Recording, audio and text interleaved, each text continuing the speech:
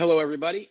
My name is Doug Lewin. I am the president of Stoic Energy, an energy consultancy based in Austin, focused on the clean energy transition. Thank you so much for being with us today for this webinar, where we're going to cover what is going on in the ongoing market redesign in Texas. So I'm Doug Lewin. I'm going to quickly, before I give kind of a brief overview of what is going on right now and where we are in the process, I'm going to quickly introduce the three speakers that we have with us today. We've got three great speakers, and I am myself very excited to hear from them today. We've got, who's going to be going first, we've got Alison Silverstein.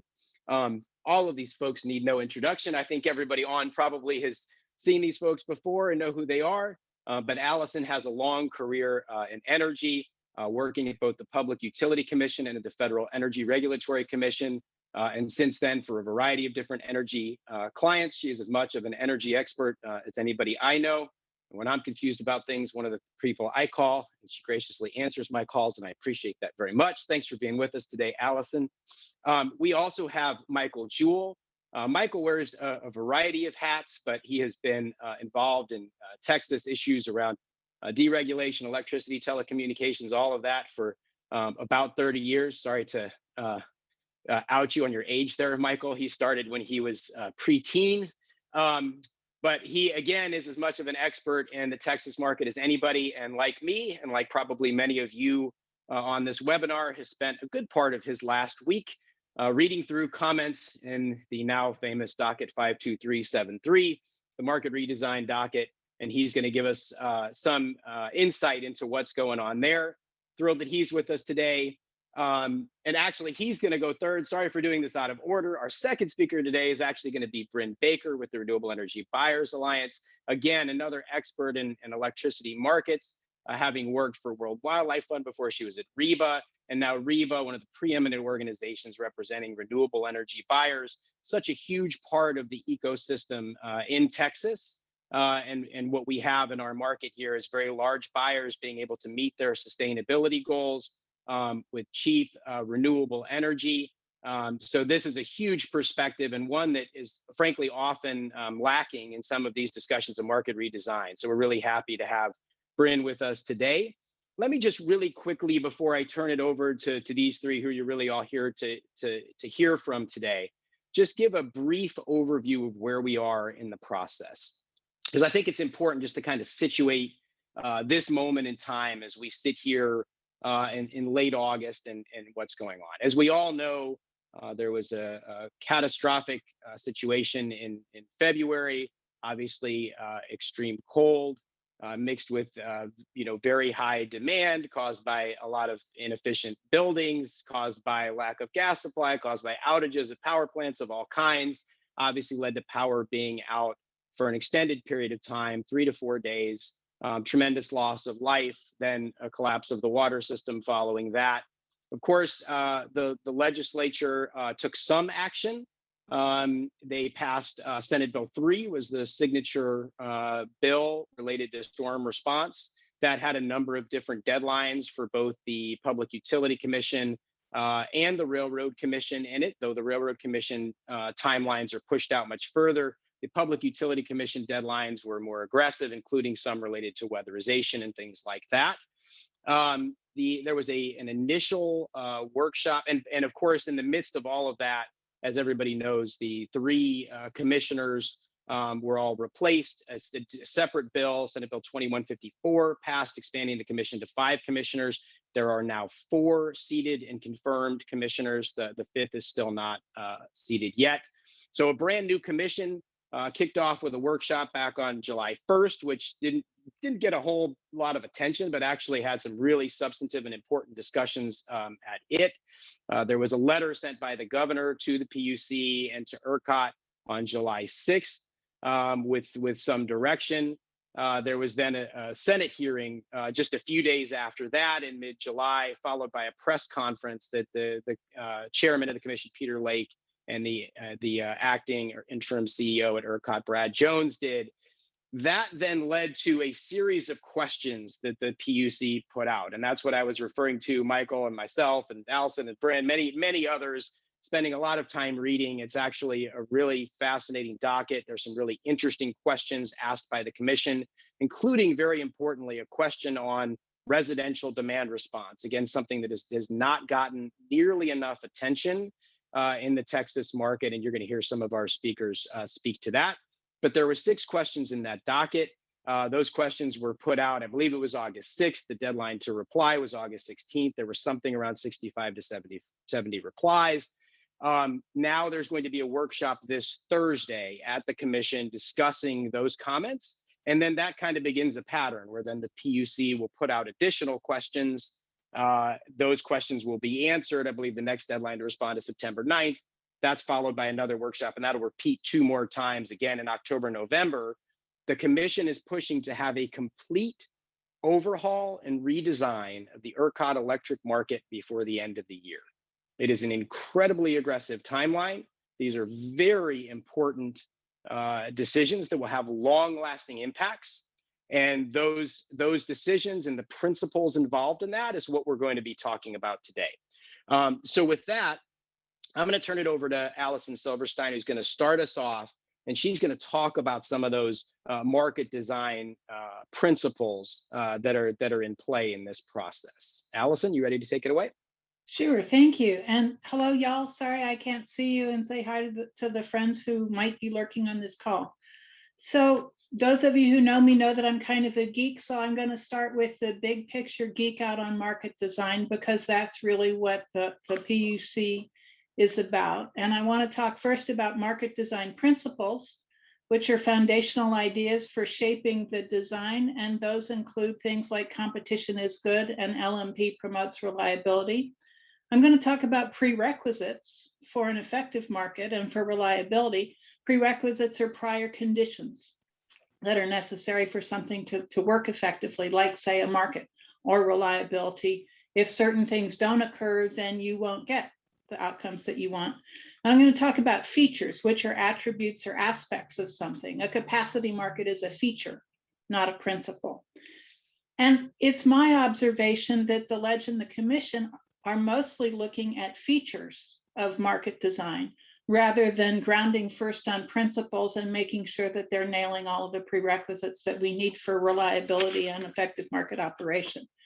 I want to be clear about the PUC's goals. It's not just about competent market design to deal with a changing resource base and dramatic increases in demand growth from Texas's increasing population. But also the PUC and the Ledge have been obligated to look at reliability and resilience in order to avert another extreme weather triggered disaster with the kind of human, economic, and political costs that followed.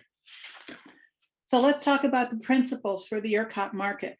These are not just for ERCOT, they're for really any market. And there are probably some others that I could have picked and ways that I could have articulated them, but most of these will sound familiar to you. The first is effective markets have many buyers and sellers with easy entry and exit.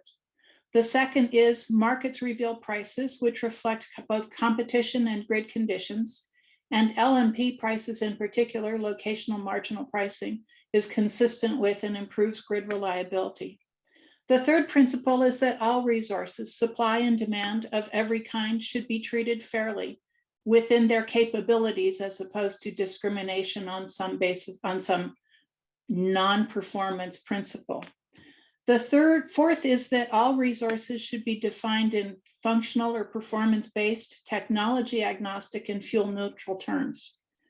The fifth is that prices should reflect value and scarcity, already said something like that. And the sixth is that customers should be able to see prices. If you get all of those things going on as principles, then you're likely to have markets that work better. And all of those, I think, would be helpful for the PUC to articulate clearly. Some of the features that the PUC is looking at include energy only versus energy and capacity market, or a generation capacity reserve. ORDC design is a feature. Weatherization requirements and goals is a feature. Ancillary service product definitions and who could provide them. Features, features, features. Energy market participation requirements. Features, features, features. Prerequisites. So the PUC is looking at a lot of those features. They are not looking at enough of the prerequisites for the ERCOT market that will affect reliability. Some of those prerequisites include transmission access to other interconnections, which will facilitate increased resource imports and increased sale potential out of the ERCOT. Generation, storage, and DER access to the grid and to market customers. Generator weather readiness, including fuel supply assurance. Customers' ability to see and respond to electric prices is a prerequisite, particularly since it enables demand flexibility, and greater demand flexibility supports and is essential as a prerequisite. Particularly within ERCOT, a prerequisite is aggressive energy efficiency and demand response expansion. We need this to dampen price spikes under extreme weather conditions in particular, apart from their significant customer protection and economic or bill protection benefits. We don't really have time for the long-term market impacts to develop and to grow investment on the resource side.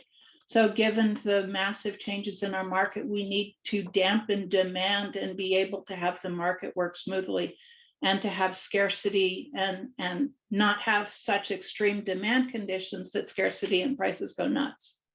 I think going nuts is a technical term, I'm not sure. We need, very importantly, competent management of market protocols and rules, both by regulators and by the grid operator. This includes things like ERCOT load forecasting, whether ERCOT is overscheduling generation in real time in order to avoid a price spike, and whether the PUC is managing ORDC rules effectively. And last, we need as a prerequisite regulatory and policy predictability and certainty for investment decisions. Without that, a lot of investments are going to run, or they're going to shut down early within ERCOT. Those are the main points that I wanted to make about principles, prerequisites, and features. Again, my concern is the PUC is not being super clear. They're being kind of clear about their goals. They are completely ignoring the necessity of being very focused on principles and using those principles to guide decisions about prerequisites and features. Thanks very much. Talk to y'all soon. Alison, that was great. Thank you so much for teeing these things up with a really important focus on principles. And actually, one of the last things you said there, how regulatory uncertainty can cause problems for investors and developers and buyers. And it's very interesting, we're sitting here today in late August, we're looking at, yesterday there was a projected peak of above 76 gigawatts. I think that's somewhat projected to be a little bit lower. I now haven't had a chance to look whether that was weather or demand response kicking in or what might have caused the demand to be a little lower. But regardless, we may get close to, even if we don't exceed an all-time summer peak, we should be getting about 7 gigawatts of solar today. That's more than double what we would have gotten August of last year. There is the potential that in a process like this, where you're talking about adding costs to specific kinds of energy resources, that some investors slow down on their investment, which can actually exacerbate some of our problems. So the considerations that investors make when they're looking to invest are important. It's also extremely important to consider the customer perspective and what do buyers see in a market, which can influence their location decisions. A lot of companies come to Texas because of the availability of renewable energy. So to hear that perspective, we're now going to hear from Bryn Baker. She is the Policy Innovation Director. Did I get that right? Director of Policy Innovation at the Renewable Energy Buyers Alliance. Before I turn it over to Bryn, I should have said on the front end, and thank you for somebody who asked this in the chat, and sorry I neglected the beginning. If you do have questions, we really do want your questions, and we're going to get to those by 10:30 if I stop talking. So please put those in the Q&A, and we will try to get to as many of those as possible. With that, I'm going to turn it over to Bryn for the consumer's perspective. Thanks for being with us, Bryn. Thanks, Doug. Good morning, everyone. Great to be here. So yes, I'm here on behalf of the Renewable Energy Buyers Alliance to bring at least the large customer perspective to this. REBA is an alliance of around 250 members who collectively represent about $6 trillion in U.S. revenues and 13 million employees nationwide. And It's really a community of energy customers that has come together representing every sector of the economy, aligned with a vision for a zero carbon energy system, and ultimately one where every organization has access to clean and renewable energy. So that's really what's driving a lot of these businesses that are part of REBA in seeking out and wanting more access to clean energy. And so, the starting point really is that access to renewable energy has become a mainstream business priority. You now have over 350 global businesses that have a target of seeking out to purchase 100% renewable energy. Now, half of the Fortune 500 have a climate or clean energy target. There's well over 1,000 businesses that have committed to a science-based emission reduction target. Basically, what all that does is it translates into a huge amount of demand for clean energy. And they have found it in Texas. Over 12 gigawatts of new wind and solar have been procured by businesses in Texas, most of it in the last 5 years. And that has made Texas the national leader by far in corporate-driven renewable energy procurement. And these contracts alone have allowed for more than $12 billion in capital investment in the state, which creates an economic windfall primarily in rural communities and school districts. So in short, Texas really has been good for business, and consequently investment has flocked here, bringing with it economic development, local tax base, not to mention cleaner air. And so turning to parts of the governor's directive that's in front of the PUC, some of it is directly punitive to all of this progress. And I think Michael's going to talk a little bit more about some of the mechanics of some of the outages and why renewable energy itself is not responsible for the grid failures, including from Uri. So we ultimately need to be talking from the same fact pattern, but from a customer's perspective, it's imperative that the commission take a balanced and considered approach to these much needed market reforms following the recent grid failures. Certainly no one knows the hardships that grid outages cause better than customers. And it's customers that will be saddled with the costs of whatever the changes are that the commission decides to make. And so those that foot the bill should have a say in the process.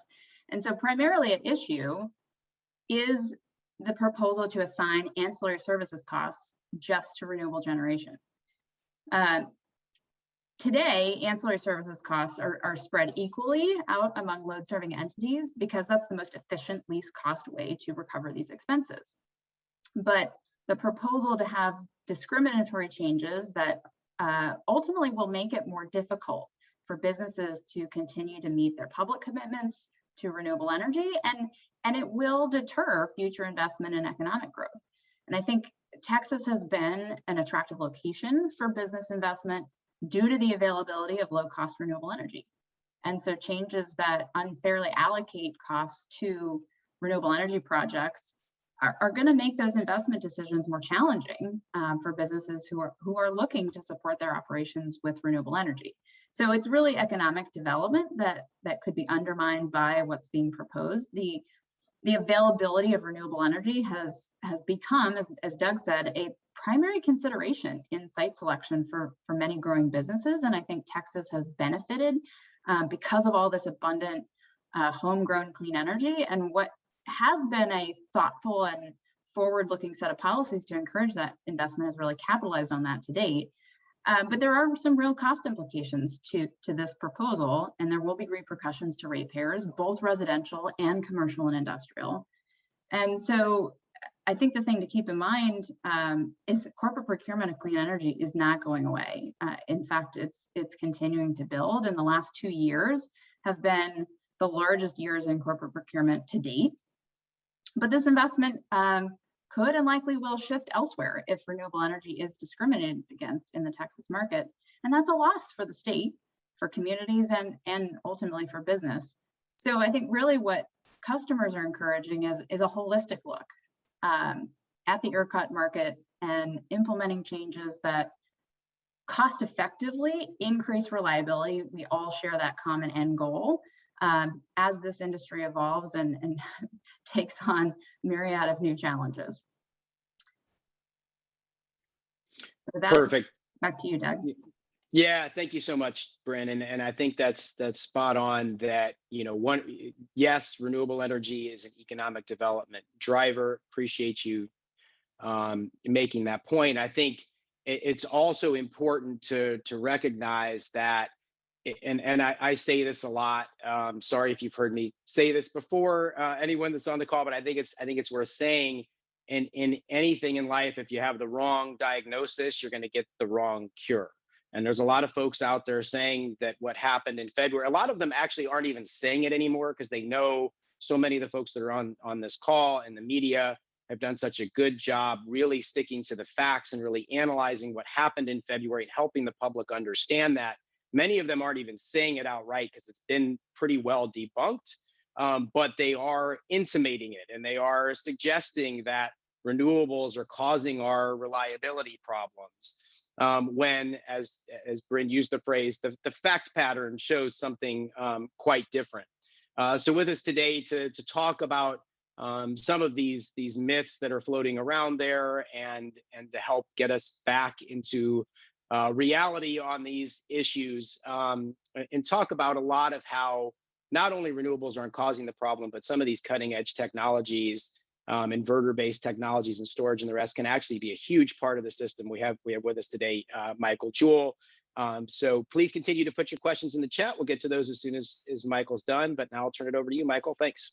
Awesome. Thank you, Doug, and really appreciate the opportunity to participate in this morning's discussion. Following up on what Doug said, with regard to the diagnosis, I think the straightforward diagnosis that people need to focus on is every generation resource had its problems in February. It was not just a wind and solar issue, as a number of folks tried to intimate at the outset. And like Doug said, a number of different commenters in filing comments continue to intimate. It was not necessarily a failure of having installed capacity in the state either. We have lots of capacity, excuse me, lots of generation resources installed in the state today. The problem, a lot of them didn't work when we needed them. And that is really kind of a key issue that's got to be focused on. Another thing that continues to be raised is whether the ERCOT market design was a failure or not. At the outset, what was said a number of times is it's not a market design failure. It is an issue with regard to whether the resources were ready for the weather that we experienced. And the answer clearly was no. And that's what needs to be front and center with regard to that. Do we need additional generation resources in Texas? Absolutely. This state is growing by leaps and bounds, and we need a lot of new generation to come to the market. We need stable rules in order for that to occur, like what Alison was talking about earlier. Doug was talking about the 7 gigawatts of solar that we're seeing right now. When you look at the ERCOT forecast and the projections, the number one resource that is coming on the market to meet the demand in the ERCOT grid is solar. And so proposals that would discriminate against wind and solar are kicking in the teeth the very resources that we need to ensure that we've got reliable service on a going forward basis.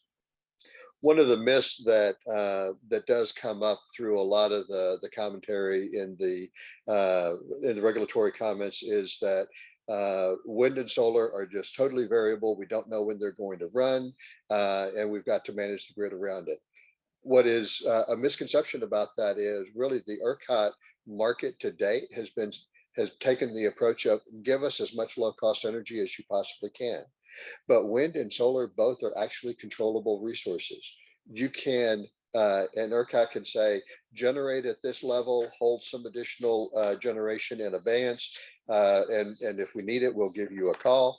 But that is an operational choice with regard to the market. You can actually manage solar and wind. But then people say, but if we don't have wind or we don't have the sun, then they can't generate. The thing that's being missed on that is if you don't have fuel for any generation resource, it can't generate. What we saw in February is if gas generation does not have gas, it can't generate. If coal generation does not have access to coal as a fuel, it will not generate. Nuclear, their problem was a frozen water cooling system, and therefore that caused problems. But every generation resource does have to have fuel in order to generate. Wind and solar are no different, but it doesn't mean that you can't control the output and have a different approach as how you manage the grid.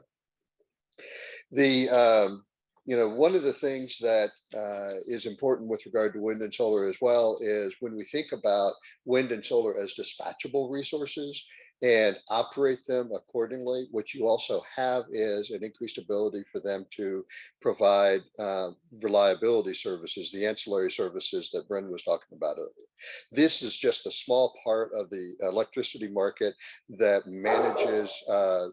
matches supply and demand in real time.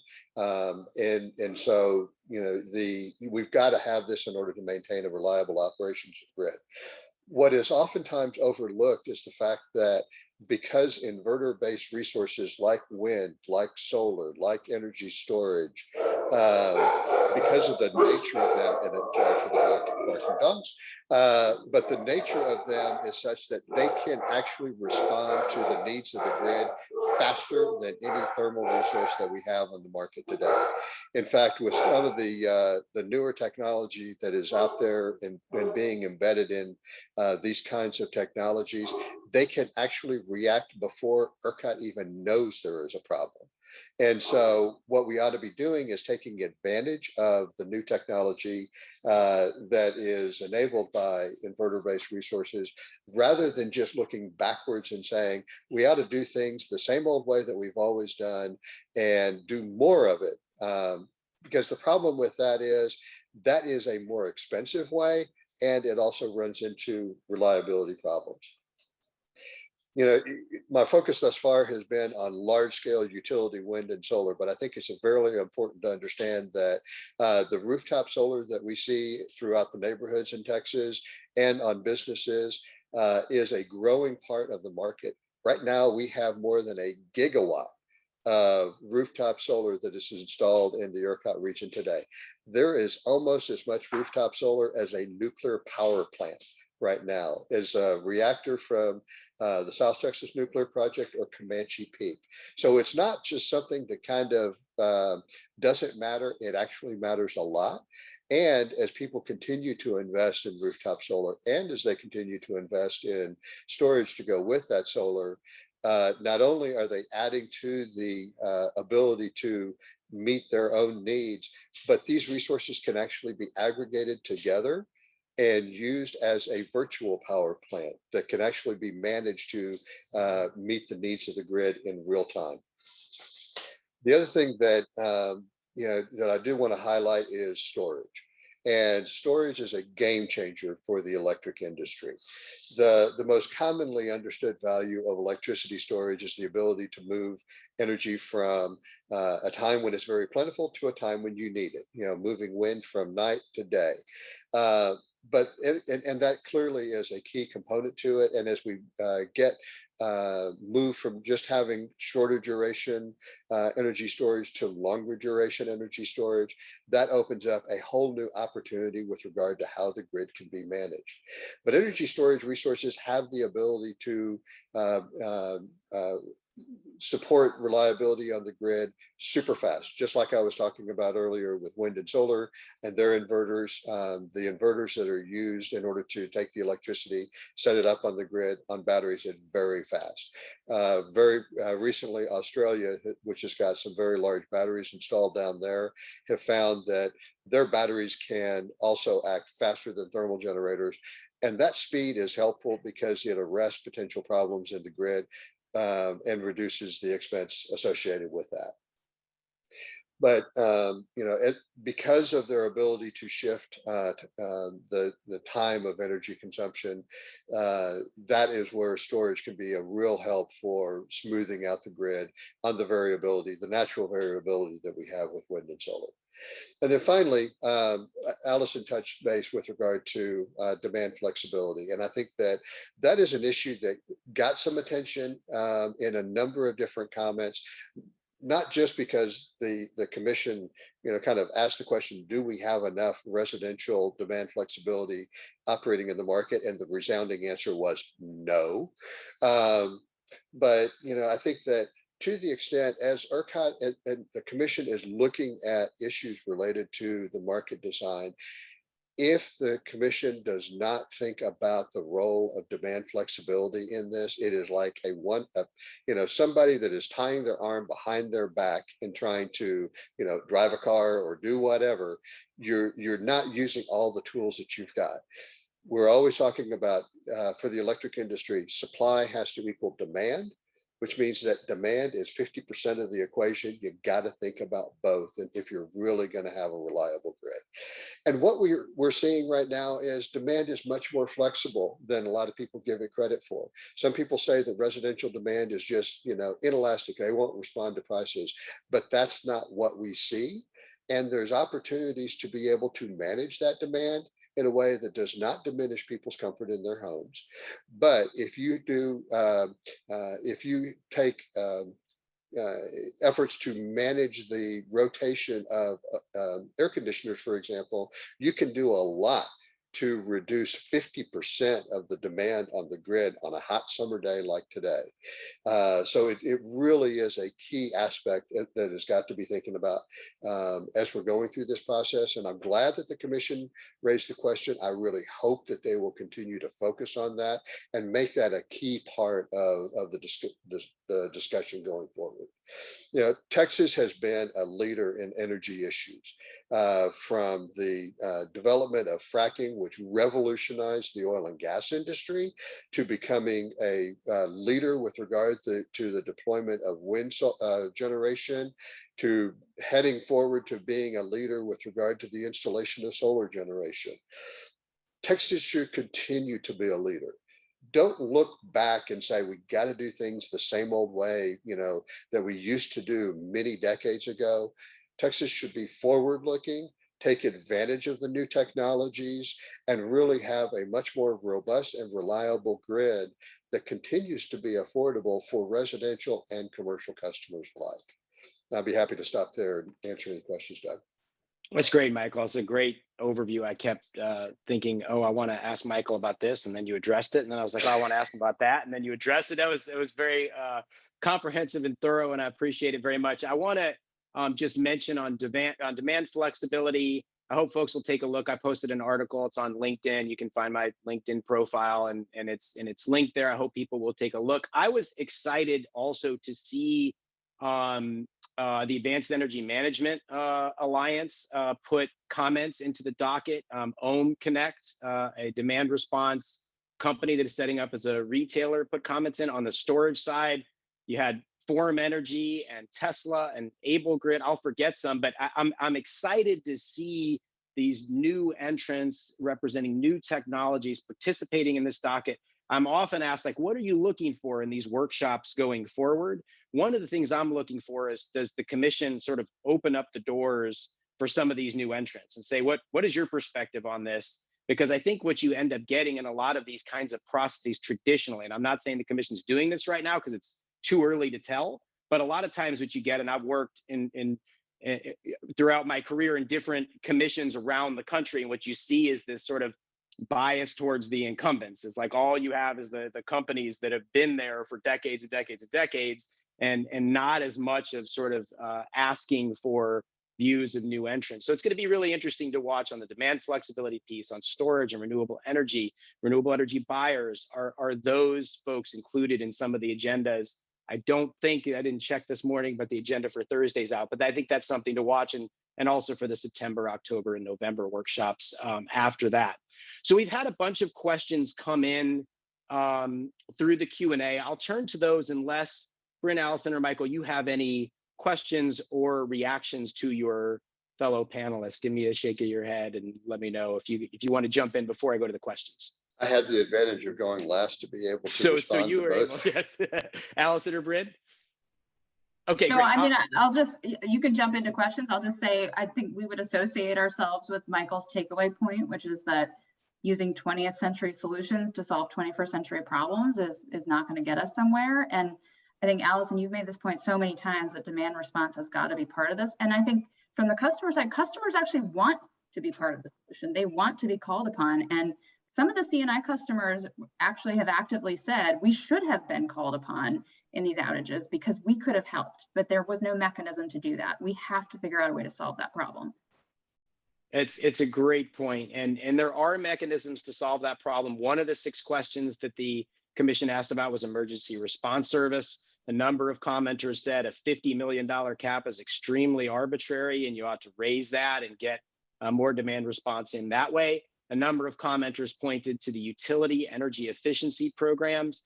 Texas spends $6 per capita. That compares to between $17 and $25 per capita for liberal meccas like Arkansas and Oklahoma. We are way, way behind on energy efficiency. There's a ton of headroom to do both energy efficiency and demand response within those programs if the size of that is increased. Allison, I see you unmuted. You want to add to that? Well, as you and I violently agree, energy efficiency is not just a luxury. At this point, it's a necessity for reliability, because it's very clear that much of Texas's demand spikes are driven by wildly inefficient air conditioners and wildly inefficient heaters that get cranked to the max for, in many cases, deeply unweatherized homes, so that you never get a house cool or a house warm under extreme weather conditions. And the minute that temperatures go up high or down low, everybody's cranking up a terrible appliance. And it just makes demand go skyrocketing. And without the ability to check that, we will end up with disaster after disaster, whether it's summer or winter, because we can't build our way out of this. And in fact, the cheapest way to build our way out of this is to replace inefficient air conditioners and heaters. And we can do that faster. We may not be able to do it faster, but we can then you can build a gas plant, but you can definitely replace air conditioners and heaters faster than you can build new transmission for all those gas plants. So I was really struck in talking to a manufacturer the other day of air conditioners that they're the newest technology, and probably everybody else already knew this and I'm just late to the party, but air conditioners are now using inverter compressors. Like you have inverter technology that can quickly respond to a signal. It's efficient overall, but also can respond to a signal. Again, these are things that I'm real, and I give credit to the Public Utility Commission for asking the question about residential demand response. They need to ask about energy efficiency going forward too. Yeah, and I think, one thing I'd add in there real fast is that energy efficiency, I think the historical thought is, oh, that is deprivation or something like that, that people are going to not be as comfortable. I think the thing that people, that we need to remember is that the increased efficiency just means we're using less. And that we can actually have better cooling and better heating by using less energy. And as we saw during Winter Storm Uri, for homes that were better insulated, that had better protection for their pipes, the residents had they were not as adversely affected as others where the house was leaking like a sieve. So, I mean, there is a personal customer safety aspect to this that really just can't be underestimated. Well, it also saves lives and health, which has direct economic impacts. Yep. So we'll transition into questions. I just can't help myself, but just to add to that like these newest air conditioning technologies are also variable speed. So to your point, Michael, not only is it not diminishing comfort to be more efficient, it's actually increasing it, right? Your AC outside your home right now, odds are, unless you bought it in the last year or two, it's got 2 modes. It's on or it's off. So you start to feel a little hot in your house before it kicks on, right? And with a variable speed, it actually increases the comfort of your house while you're increasing efficiency. We do have to get away from that. Efficiency is you have to give something up. It actually can. All right. So I do not want to neglect all of our. I've been asking everybody to put their questions in, and they have. we will go pretty quick with the responses to this. If we could, panelists, just let's be quick in our answers, and then we can elaborate either as Allison's been doing, writing back, or we can follow up afterwards. Let me start with a question about how much will climate change data factor into plans. I'm going to give a brief answer and then turn it over to the panelists if they want to add. There was an important provision put into SB3. Credit to a lot of different folks, including Representative Donna Howard and Chairman Patty for putting this in there, that the Public Utility Commission needs to consult with the state climatologist as they're creating their weatherization standards. They have done that at a recent hearing. State climatologist John Nielsen Gammon did present to them. It was very interesting testimony. Surprise, surprise. He said, our summers are getting a lot hotter, our rainfall events are getting a lot more severe, and droughts and specifically flow of water is getting less, which has impacts on thermal plants that require water for cooling. So all of these things are being accounted for somewhat. The problem, as I see it, is that, and I think a lot of folks far smarter than me have commented on this, and I can point folks to those folks if you're interested.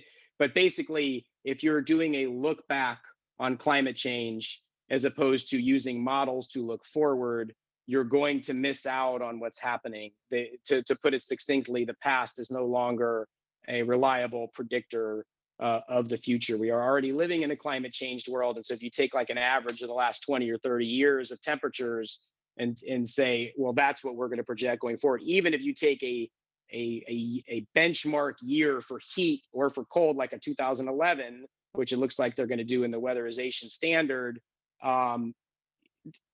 to say that that's the most severe we can imagine going forward, I think is short-sighted and going to cause us a lot of problems going forward. It's a very difficult issue. I don't envy the commission trying to solve it, but I would just say if you're only looking back at historical weather data, you're going to miss it. Anything else anybody wants to add? But I think the thing that I would add, Doug, is kudos to the commission for having that discussion at the front end of the weatherization proceeding in order to really bring forward this discussion about how climate is changing in Texas, and we need to be thinking about it. So how it all gets incorporated into the weatherization standards remains to be seen, but it's great that this is actually being talked about in a broader context. I'm going to keep moving. There was just a quick question I'll answer. Somebody asked what the docket number where these market redesign are. I have committed to memory at this point. It's 52373. I think I can drop a link when somebody's answering in a minute. I'll drop a link that everybody should be able to see.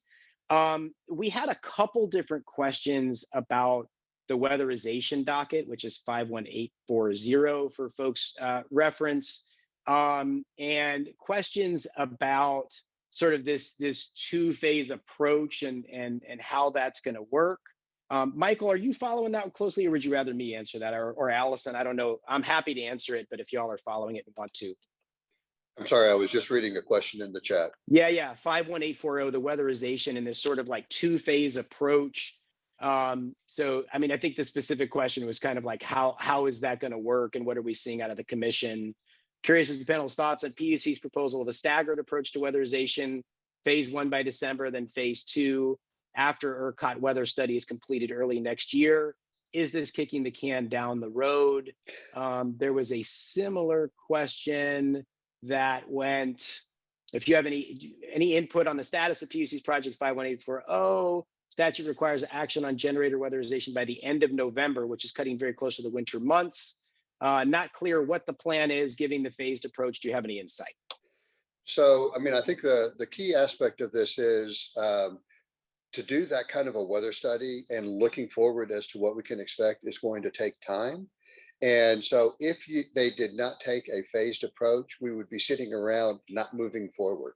So I think that being able to take a phased approach to move, to start moving towards greater weatherization sooner rather than later is really critical, understanding that you can't get it all done at one time. And I think one of the things that we've seen a number of comments on is that generators are not waiting for a decision from the commission in order to weatherize.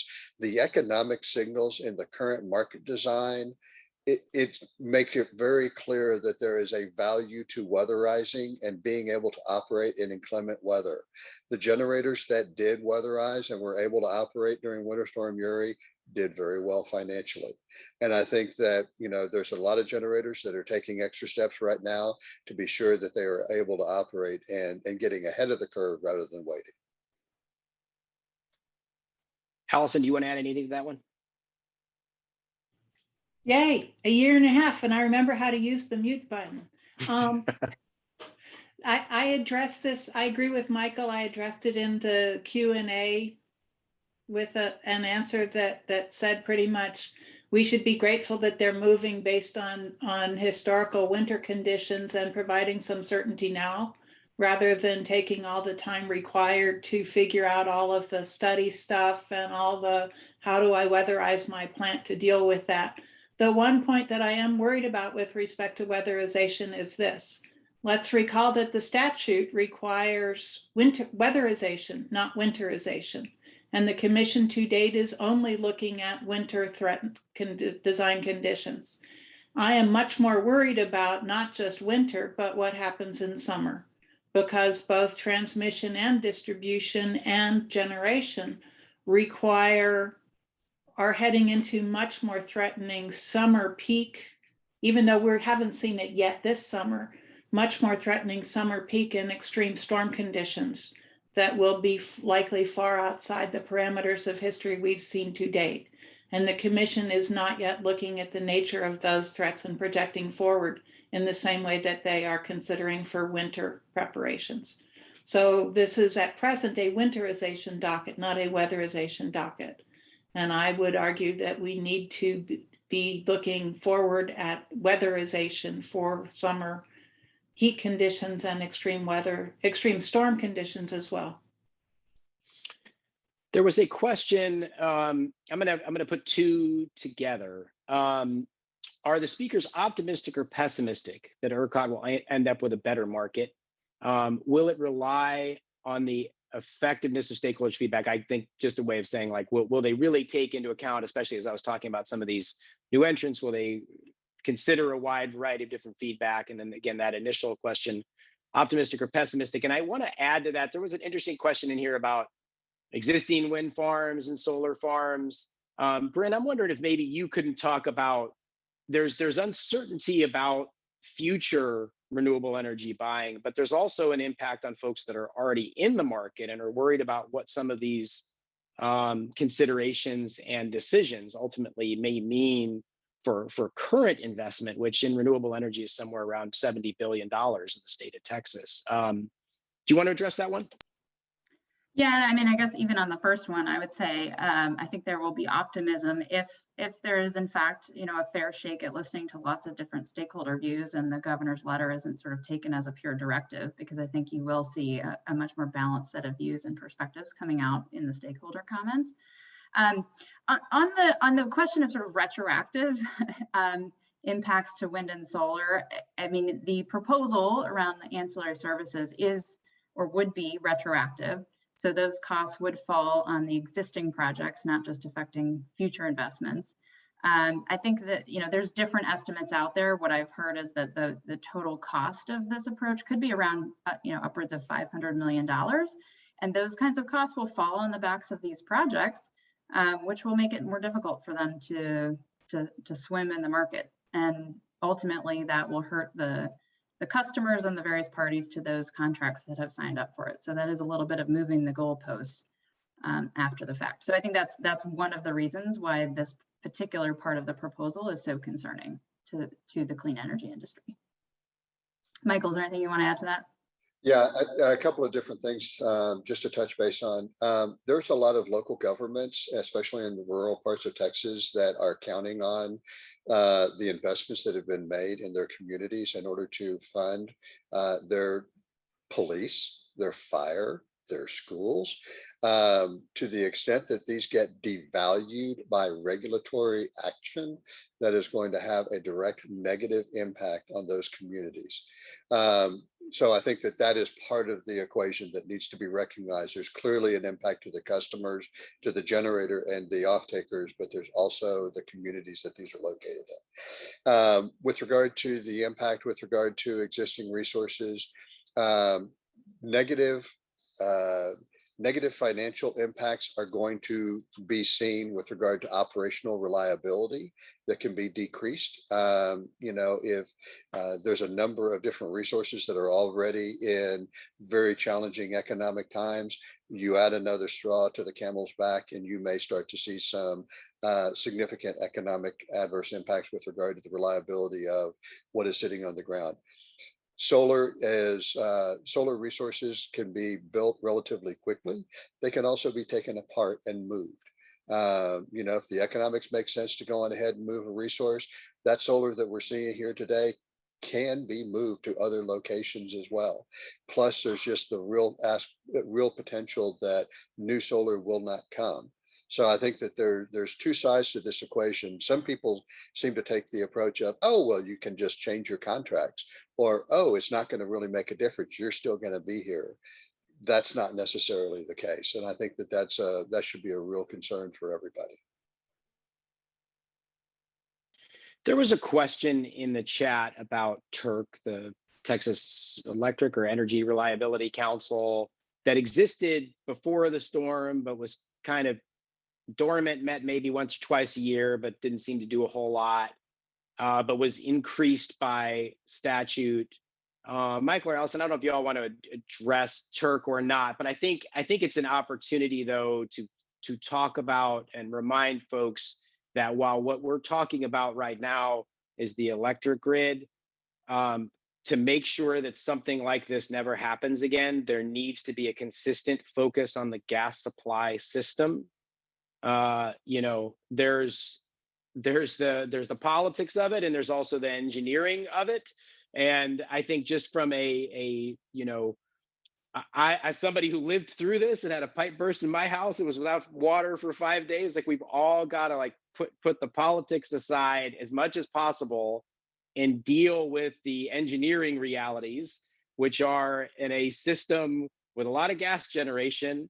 If gas supply is not weatherized, you can weatherize those gas power plants to a 1 in a million year standard, and it won't matter very much if you can't get gas to the site. So I don't know if anybody wants to say more about that, or specifically about TERC, the Reliability Council that was sort of strengthened, built up within SB3, or we can move on to another question either way. I suspect that most people, most citizens and most reporters didn't know TERC existed in February 2021. It feels like a million years ago already. It's been this year is already as long as 2020 was. So I don't think most people knew that TERC existed, and I think TERC was scrambling, frankly, at the time. I'm not sure how well organized they were, or whether any of their meetings and conversations were even publicly accessible or press accessible. So I think that when the next disaster occurs, TERC had better be ready for a significantly higher level of scrutiny, though. Well said. Go ahead, Michael, you want to add to that?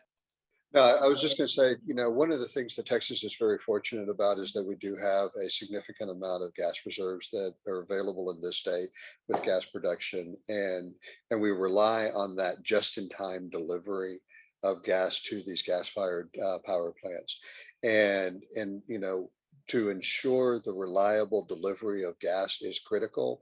Like you said, if the gas plant is sitting there and it doesn't have fuel, it's just a hunk of metal sitting in a field that's not doing anybody any good. There was a question: to what parties was the PUC addressing the question about residential demand flexibility? It was addressing it to everybody who wanted to address it, and I thought I was really taken. I've read probably about half of the comments, 30 or so sets of comments, still making my way through them, but there wasn't a ton of disagreement. Certainly there were some who said we shouldn't have more, but like the vast majority of commenters, and I wasn't just reading the ones who would be predisposed to say this, some of the incumbent generators and utilities and large customers and all different kinds, there seems to be consensus, probably too strong a word, but pretty widespread agreement that we are not capturing that resource well. So the answer to the question is they were asking it to everybody. And I think just to take that answer a little further, I thought it was pretty striking how much commenters of all different kinds were saying we really ought to be doing more to capture that resource. Yeah, and as the commission is considering this issue, not only in this proceeding, but in other proceedings, I think it is critical that the commission not shoot itself in the foot by reducing the ability to work with customers in order to give them the financial incentive, the financial benefits of being able to use greater flexibility. And people are being innovative with regard to how they do this. The legislature has already made a choice that I think, was an unfortunate one on limiting the ability to use price to help encourage people to respond and also to get them the benefits of response. But let's not further backtrack on that because it really is critical. From a commercial perspective, these financial signals can be very important for supporting increased demand flexibility. Yeah, and I mean to Alison's principles, right? This is I have heard people say stuff like, well, if you do that, if you provide incentives or whatever, those are like out of market, somehow out of market, those aren't within a market. Within a market, things that have value have to be valued. and as much as we do have a very free and competitive market, but all of these markets have regulation and have guardrails and rules set up to facilitate transactions. And right now, the value that the market ascribes to these load resources, especially residential, is quite low, if not nearly nothing. And so there's something there that's not fair, but it's very low relative to the value it could actually bring into the market. Absolutely. And to the extent that the customers are just seeing a single price that they pay, regardless of what the conditions are on the grid, that tells them that it's fine for me to go ahead and crank my AC. It's fine for me to go ahead and crank the heat and not be more thoughtful with regard to what I am spending. I think at this point, given we've got 3 minutes left, there are some questions we didn't get to. I really appreciate Alison writing back to people, and we can certainly respond offline. You can, I think everybody knows how to find us. We can send out, as we send out the recording afterwards, we can put contact information in there and folks can follow up. But let me just go ahead and just go around and ask each of our speakers just in the order we spoke. We'll start with Alison, just for final thoughts and sort of major takeaways, things you want folks to kind of leave with as we wrap up today. Thank you. I agree very strongly with my colleagues about the importance of the proceedings that the PUC is undertaking and the need to get it right, and the things that my colleagues have voiced as some of the necessities for getting it right. This is important to ERCOT, it's important to all Texas citizens, and given the role of ERCOT as a sort of one of the world's leading energy-only markets, and the role of Texas as a huge economy, we have to get this right. And that means looking at a lot of different details in a really thoughtful and effective way. Thanks. Thank you, Alison. Yeah. Bryn? I agree. I think it's hard to understate what an important moment in time this is, and it's going to be very definitive to what the Texas market looks like going forward. And I think it's the choice before us is this going to be a customer-centric set of solutions going forward that's both responsive to what customers want and need, and what and how they're going to pay for it. And I think making sure that you've got not just large customers, but all customers at the table providing input into this process is going to be absolutely critical to, as you said, Doug, abandon the politics of it and just do smart policymaking. Yeah, and I'd encourage our friends in the media that are listening today to like watch for that, what are the agendas for these meetings going forward, and who's included and who's not. And I think we're all hopeful that the commission, they're saying a lot of the right things, that they will be very inclusive, and that is certainly a possibility. Michael, go ahead. No, and I think really to echo what Bryn said, but I think especially for the media that is participating in this call today, there is a real role to help people understand what's going on and encouraging people to be involved, because there's a lot of the traditional energy stakeholders that are engaged in this discussion, generators and all sorts of different folks who are traditional participants. But the one voice that needs to be heard, needs to be amplified, is that of the customer, who is, like Bryn said, it's the residential, it's the commercial customers that ultimately are the ones that are going to be footing the bill.